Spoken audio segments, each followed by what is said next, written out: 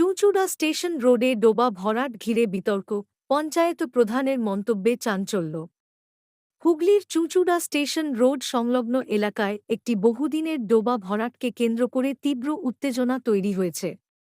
অভিযোগ, একাধিক শরিকের মালিকানাধীন ওই ডোবা জোর করে ভরাট করছেন কিছু শরিক, যার বিরোধিতা করছেন অন্য একজন শরিক।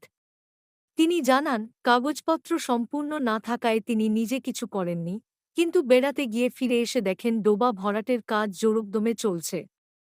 এই অভিযোগ জানাতে তিনি স্থানীয় পঞ্চায়েত প্রধানের কাছে গেলে প্রধান তাকে বলেন, আপনিও আপনার ভাগটা বুঝিয়ে নিন। জনপ্রতিনিধির এমন মন্তব্যে চাঞ্চল্য ছড়িয়েছে এলাকায়। ঘটনা জানাজানি হওয়ার পর চুঁচুড়ার বিধায়ক অসিত মজুমদার নিজে এলাকা পরিদর্শন করেন এবং কাগজপত্র খতিয়ে দেখার নির্দেশ দেন। তিনি সাফ জানান, অবৈধভাবে ডোবা ভরাট প্রমাণিত হলে দোষীদের বিরুদ্ধে কঠোর ব্যবস্থা নেওয়া হবে।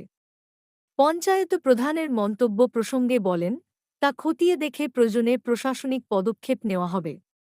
এই ঘটনার পর স্থানীয় প্রশাসনের ভূমিকা এবং পরিবেশ সংরক্ষণ নিয়েও প্রশ্ন উঠতে শুরু করেছে। তদন্ত চলছে, তবে এলাকাবাসী চায় দোষীদের যেন কোনোভাবে রেহাই না মেলে। পঞ্চায়েতে লেখালেখি হয়েছিল যে আমাদের যে জমি আছে সেই জমি পঞ্চায়েতের লোককে উপস্থিতিতে মেপে নিয়ে সেখানে পাঁচিল নেবে, কিন্তু যা ইচ্ছা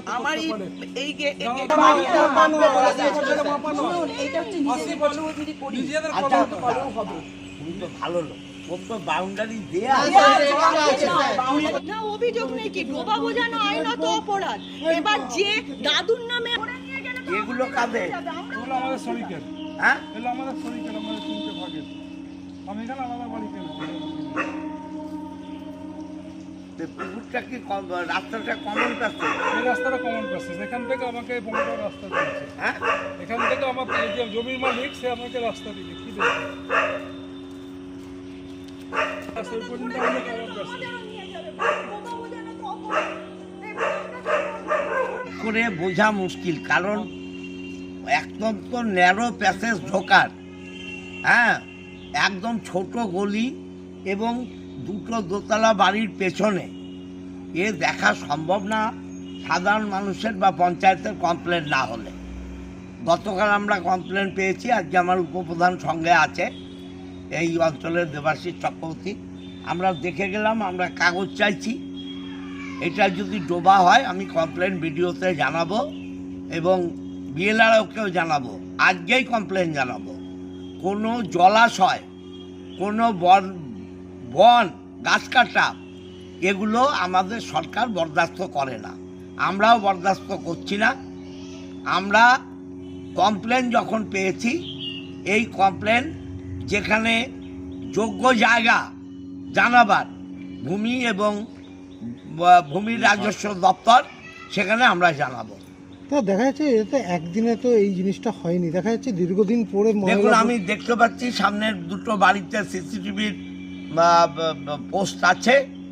আমরা কমপ্লেন করার পর পুলিশকেও আমি এর কপি পাঠাবো, পুলিশকে দিয়ে ইনকোয়ারি করাই কারা এটা করছে, যথাযথ ব্যবস্থা হবে। একদম এটা পঞ্চায়েত প্রধান বলেছে বলে আমার মনে হয় না। পঞ্চায়েত প্রধান এটা বলতে পারে না, সে একটা চেয়ারে বসে আছে, অন্যায় কাজ হোক এটা সে বলতে পারে না। যদি কমপ্লেন হয়, যিনি কমপ্লেন করছেন আমার কাছে কমপ্লেন করুক, প্রধানের বিরুদ্ধে ব্যবস্থা নেব।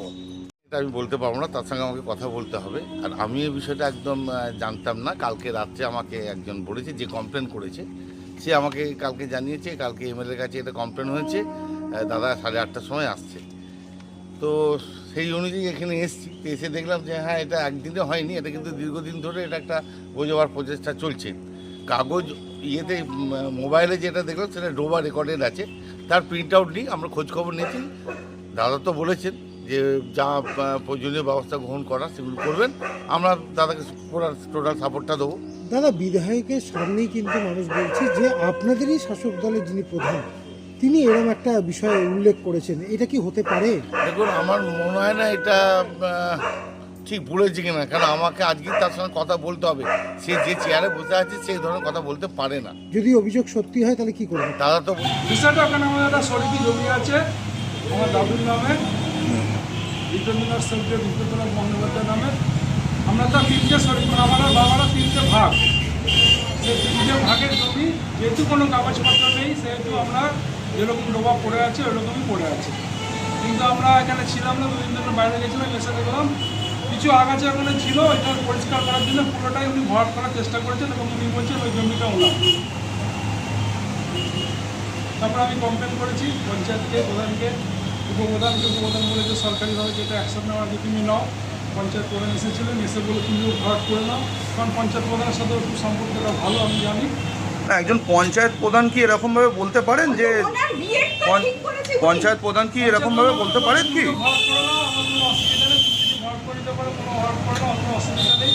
এই পরিস্থিতি হয়েছে, আমি সেজন্য গতকাল রাত্রিবেলায় আমাদের এমএলএ সাহেবকে বলেছি, এমএলএ সাহেব আজকে এসেছেন, এসে দেখে গেলেন পরিস্থিতিটা। এবং আপনার সামনে দেখলেন আমরা কিরকম মানুষই আমাদের না, যেহেতু এমএলএ এসেছিলেন, এমএলএ এসে কি বললেন? এমএলএ সাহেব বলে কাগজপত্র সব জমা দিতে উনি ওনার